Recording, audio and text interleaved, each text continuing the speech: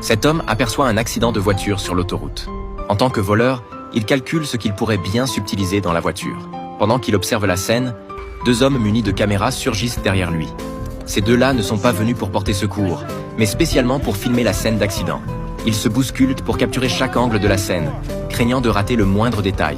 Voyant ces gens si acharnés, Jack devient immédiatement curieux. Une fois leur tournage terminé, il s'approche d'un des caméramens pour comprendre le but de leur démarche. Il s'avère que ce groupe vend les images d'actualité qu'ils filment aux chaînes de télévision en échange d'une certaine commission. En voyant tout l'équipement photographique professionnel soigneusement rangé dans la voiture, il demande aussitôt s'ils recrutent encore des assistants. Mais avant que l'homme n'ait le temps de répondre, la radio de police dans le fourgon diffuse un nouveau bulletin d'information.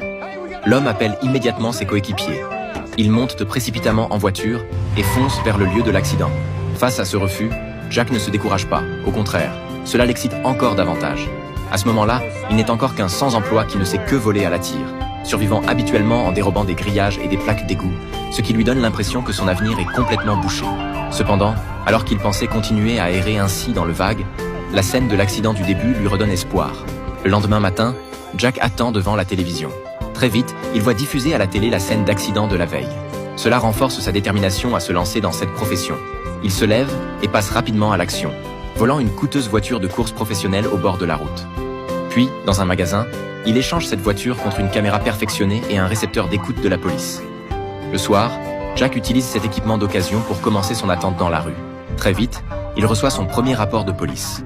Bagarre dans le secteur nord-est avec arme à feu, code 2, incident 3679, numéro 1125. Bien qu'il ne comprenne pas les codes, il sait qu'une bagarre a éclaté à 5 km de là. Jack fonce aussitôt avec excitation sur les lieux. Cependant, quand il arrive sur place, la police est déjà là depuis longtemps, et aucun de ses confrères qui auraient dû être présents n'est visible. Jack ne réfléchit pas davantage et commence immédiatement à filmer. Mais très vite, il se fait chasser par la police. Ensuite, il trouve la scène d'une arrestation pour ivresse. Mais le résultat est le même. Il se fait copieusement engueuler par la police. Jack, qui s'est fait chasser à répétition, ne renonce pas. Pendant qu'il fait le plein, il entend soudain parler d'une fusillade. Jack se rend sur les lieux à toute vitesse. Quand il arrive, la situation est identique aux précédentes. Police et équipe de secours sont déjà sur place. Cette fois, ses confrères sont déjà en train de filmer. Jack s'empresse de faire comme eux et installe sa caméra. Cependant, il se rend vite compte qu'en comparaison avec les caméras professionnelles de ses collègues, il n'a aucun avantage.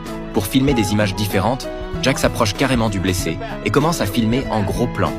Cette initiative lui vaut rapidement de nouveau d'être violemment chassé par la police.